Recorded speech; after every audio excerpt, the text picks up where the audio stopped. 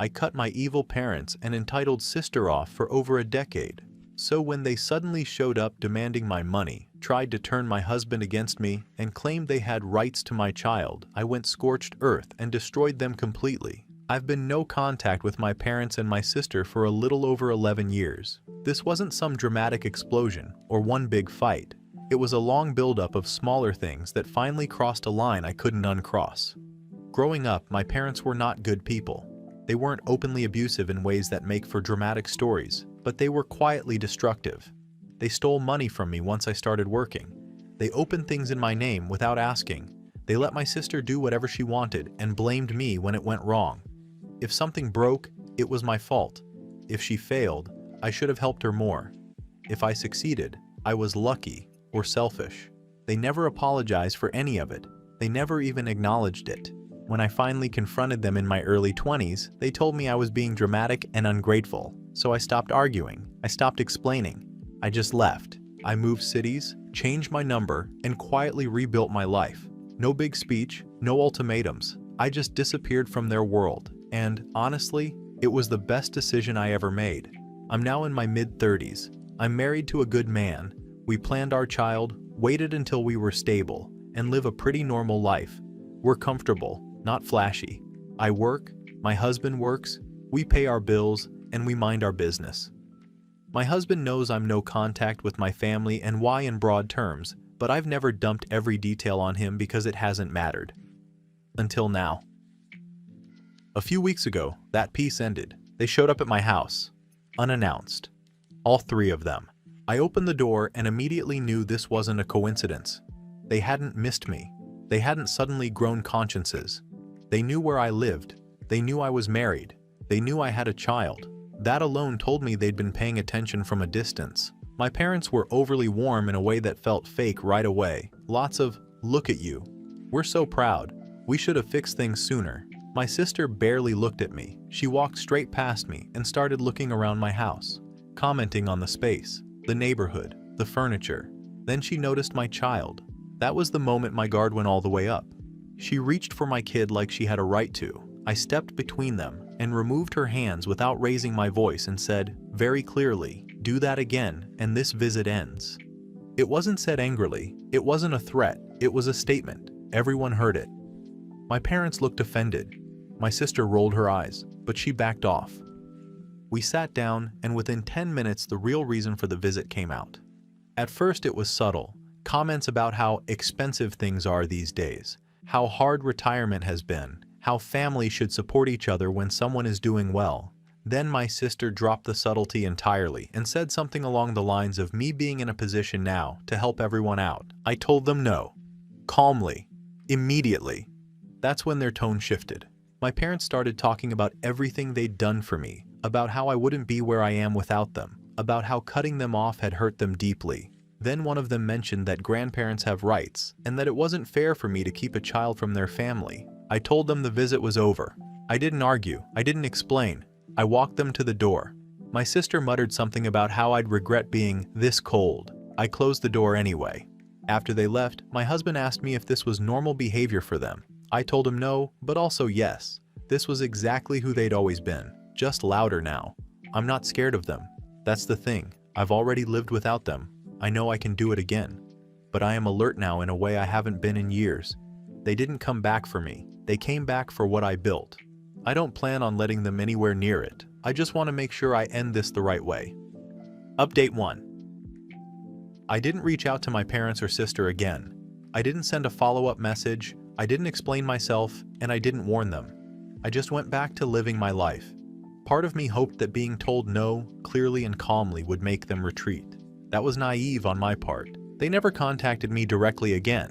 Instead, a few days later, I got a call from my child's school. At first, I honestly thought it was something routine, a scheduling issue, a question about paperwork, something like that. The tone of the call changed pretty quickly when the administrator asked me if my sister was supposed to be listed as an emergency contact. I said no. Obviously, I don't even have extended family listed as backups. The school then explained that my sister had contacted them earlier that day, identifying herself as the child's aunt and saying she was a concerned family member. She asked about pickup procedures, emergency contacts, and whether she could be added as someone authorized to collect my child if needed. The school refused and flagged the call, which is why they contacted me. I don't think I fully processed it until I hung up. I just sat there for a few minutes feeling this cold, heavy kind of panic that I haven't felt in years. This wasn't about feelings or guilt anymore. This wasn't about money. This was about access. I didn't call my sister. I didn't text my parents. I didn't confront anyone. I've learned the hard way that confronting people like this only teaches them how to lie better. Instead, I started locking things down. I contacted the school immediately and updated every permission form. I made it very clear that no one outside of myself and my husband was allowed access to our child under any circumstances. I added written instructions that no information was to be shared with anyone claiming to be family without my explicit consent. The school was actually very supportive and apologetic, and they reassured me that nothing had been given to her. That same day, I called a lawyer. I wasn't calling to sue anyone or start a fight. I wanted to know what my risks were and how to protect my kid. I laid out everything from the estrangement to the surprise visit to the school incident. The lawyer didn't sugarcoat anything. They explained that in some places, people try to establish patterns of involvement to support future claims. Even if those claims don't hold up, they can still cause stress and expense just by existing. That's when it clicked for me. The money talk wasn't the end goal. It was the opener. If I had given them money, it would have come with expectations, visits, access, a foot in the door. When that didn't work, they changed tactics. They weren't asking for help. They were scouting. I started documenting everything: dates, times, screenshots. The school logged the call and provided a written summary of what my sister had asked. I saved it. I wrote down the details of the original visit again while it was still fresh in my mind. Not because I wanted revenge, but because I wanted a clear record in case things escalated. I also sat down with my husband and told him everything. Not the watered-down version, the full history, the stealing, the entitlement, the way my parents always treated me like a resource instead of a person. He was angry. There was no disagreement between us about what mattered. Our child came first, always. What really stuck with me was how deliberate it all felt. My sister didn't call me. She didn't ask to be involved. She went straight to an institution that interacts with my child daily. That takes planning. That takes intent. That's not someone acting emotionally or impulsively. That's someone trying to test boundaries quietly. I still haven't responded to them. Not because I'm frozen, but because I'm thinking clearly now. Any reaction would give them information. Silence, documentation, and preparation don't. I know some people might think I'm overreacting. I don't. This is the same family that felt entitled to my money, my time, and my effort when I was younger. The only difference now is that I have something they want more than cash. Update 2. I stopped engaging completely with any of my family. No calls, no texts, no, please stop. I did exactly what my lawyer told me to do.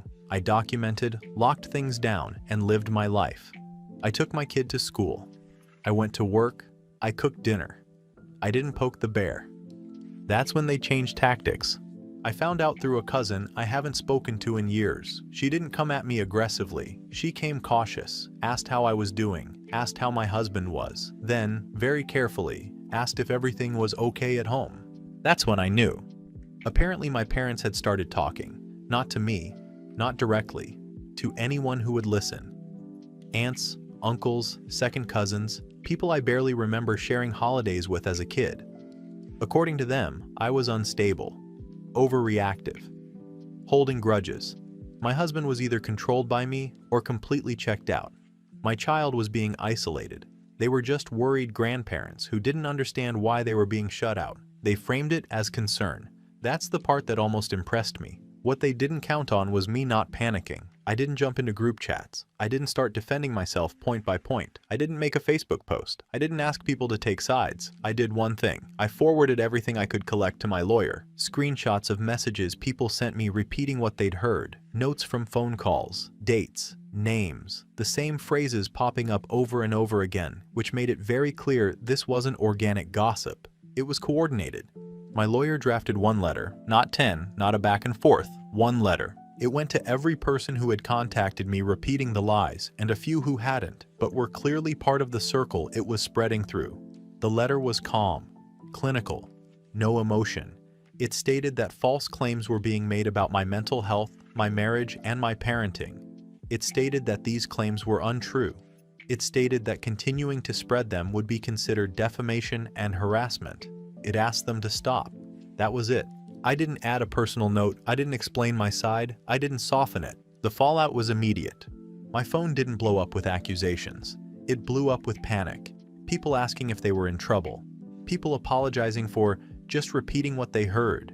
People suddenly very clear that they didn't actually know anything and didn't want to be involved. A few relatives admitted my parents had been calling repeatedly, pushing the same narrative, trying to get them to check on my child or talk some sense into my husband. One aunt told me she felt uncomfortable and cut the call short when my mother started suggesting my kid wasn't safe with me. That was the moment I stopped feeling angry and started feeling done. My parents lost their audience almost overnight. Once legal language entered the room, the concern vanished. Funny how that works. My sister, however, didn't get the memo. She messaged me directly for the first time since the school incident. It wasn't long. It wasn't subtle.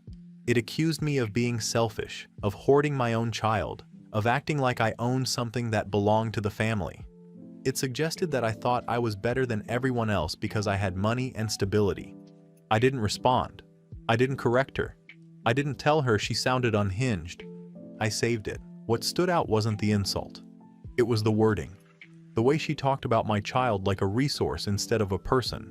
The way she framed access as something she was being denied, not something she'd lost through her own actions. That message went straight into the same folder as everything else. Since then, things have been quieter. My parents haven't contacted me directly at all. No apologies, no rage, nothing. Which tells me they're recalibrating. They don't like not being able to control the narrative, but they also don't want legal attention. Extended family has mostly backed off. A few have tried to play neutral, which I've accepted without comment. I'm not asking anyone to pick sides. I'm just not tolerating lies. What's become very clear to me is this: they aren't spiraling because they miss me. They're spiraling because their usual tricks stopped working. They tried guilt, then access, then sympathy, then smears. None of it stuck. My sister is unraveling. My parents are desperate. And for the first time, I'm not reacting how I used to. Update 3. I knew this was coming the moment things went quiet after my last update. I was right. A couple of weeks ago, I got a call in the middle of the afternoon from an unfamiliar number. The woman on the line introduced herself and said she was with Child Services. She asked if now was a good time to talk. My stomach dropped, but only for a second. Then I asked what this was regarding, because I already knew. Someone had filed a report claiming I was emotionally unfit as a parent, that I was isolating my child from family members, that I was unstable, overreactive, and possibly projecting unresolved childhood issues onto my parenting. They claimed concern. They always do. I didn't argue. I didn't cry. I didn't defend myself over the phone. I told her I understood and asked what the next steps were. She said they'd need to do a home visit. When I hung up, I called my lawyer, not because I was panicking, but because this was exactly what we had prepared for. He wasn't surprised. He told me to keep doing what I'd been doing and not to contact anyone in my family, no matter what happened next. The visit happened 2 days later. My house was clean, calm, and boring. My kid was happy, healthy, and attached to me in a normal way. There was food in the fridge. There were routines. There was nothing dramatic to see. I answered questions honestly. I didn't overshare. I didn't bring up my parents or sister unless asked. I didn't badmouth anyone. I stuck to facts: estrangement, harassment, attempts to bypass boundaries, legal steps already taken. The worker asked if I had documentation. I told her yes and handed her a folder I'd been adding to for weeks. School records showing my sister tried to insert herself, copies of messages, the smear attempt, the lawyer letters, dates, patterns, everything neat and boring and undeniable. By the end of the visit, her tone had changed. Not warm, but firm, focused. She told me she'd be in touch. 3 days later, I got the call. The report was unfounded, not just dismissed, but flagged. The worker told me carefully that there was a clear pattern of harassment and misuse of reporting systems. She said they don't take that lightly, especially when a child is being used as leverage in family disputes. I asked what that meant going forward. She said it meant they'd be documenting the source of the report and escalating internally. I didn't feel relief. I felt something colder. Later that same week, I found out what escalation looked like. Because the person who filed the report was my sister. I didn't hear it from her. I heard it from my lawyer. He told me that when a report is deemed malicious or retaliatory, it can trigger additional reviews. In my sister's case, it mattered where she worked. Her job required mandatory disclosure of involvement in child welfare investigations, even as a reporting party. Child Services contacted her workplace to confirm details, not to punish her, but because policy required it. She was placed on leave pending review. That's when my parents finally broke their silence. They started calling, texting, leaving messages that bounced between panic and anger. They wanted me to fix it. They wanted me to explain that it was all a misunderstanding. They said my sister was just worried, that I was taking things too far, that this could ruin her life. I didn't respond. Not once. There was nothing left to say. They didn't ask if my child was okay. They didn't apologize for what they'd done. They were upset because the consequences landed somewhere they didn't expect. Extended family heard about it next. A few people reached out, carefully, wanting to know what happened. I told them the truth without emotion. There was a false report. It was investigated. It didn't go the way the person who filed it hoped. That was enough. No one defended my sister out loud. No one pushed back. The tone had shifted completely. What's strange is that I didn't feel triumphant. I didn't feel satisfied. I felt steady. This wasn't revenge. This was cause and effect. They crossed the one line that actually matters. They brought strangers into my child's life to punish me. They tried to weaponize a system meant to protect kids. And for the first time, the system didn't work for them. I haven't blocked my parents yet. I haven't changed my number. I haven't sent a final message. I'm not rushing to slam doors for dramatic effect. I don't need to. They showed me exactly who they are when they realized they couldn't control me anymore. And now they're finding out what happens when someone doesn't flinch. I'll update one last time soon. Things are settling, permanently this time. Final update. The CPS situation wrapped up. Things went quiet in a way that felt different from before. Not tense, not strategic, just empty. My parents stopped calling once it became clear I wasn't going to step in and fix anything for my sister. Extended family stopped passing along messages. People who had opinions earlier suddenly didn't. Life didn't snap back to normal overnight. But it settled. The first thing we did was tighten everything legally, not in a dramatic way, just practical. We updated our wills, added extra guardianship language, locked down medical and school records even more than before. My lawyer handled most of it, and honestly, it was boring paperwork, which was exactly what I wanted. No emergency energy anymore. Then we made a decision we'd been quietly considering for a while. We moved, not across the country, not in the middle of the night, not running from anything. My husband had a job opportunity that made sense timing-wise, and we took it. New area, new routine, new school. We didn't announce it. We didn't explain it. People who needed to know knew. Everyone else found out later, or not at all. The move wasn't about fear. It was about distance. The kind that makes problems shrink until they're not really problems anymore. My child adjusted faster than I expected. Kids are like that when the adults around them are calm. New school, new friends, new normal. No one here knows my parents. No one knows my sister. No one has opinions about my family history. We're just another family doing pickups and birthday parties and grocery runs. That's the part I didn't expect to feel so relieved by. As for them, the fallout stayed contained. My sister's leave turned into something more permanent. From what I've heard, her workplace didn't love the situation, and she didn't handle it well. She's still blaming everyone but herself. That hasn't changed. What did change is that people stopped stepping in to shield her from consequences. My parents aged 10 years in a few months, not physically, but socially. The people they relied on for validation stopped engaging. They burned a lot of goodwill trying to paint me as unstable. And when that didn't work, there was nothing left to pivot to. No new angle, no audience. They never got a final word with me. I didn't block them right away. I just stopped responding. Eventually the messages slowed down and then stopped altogether. Silence isn't a tactic forever, but it's a pretty effective filter.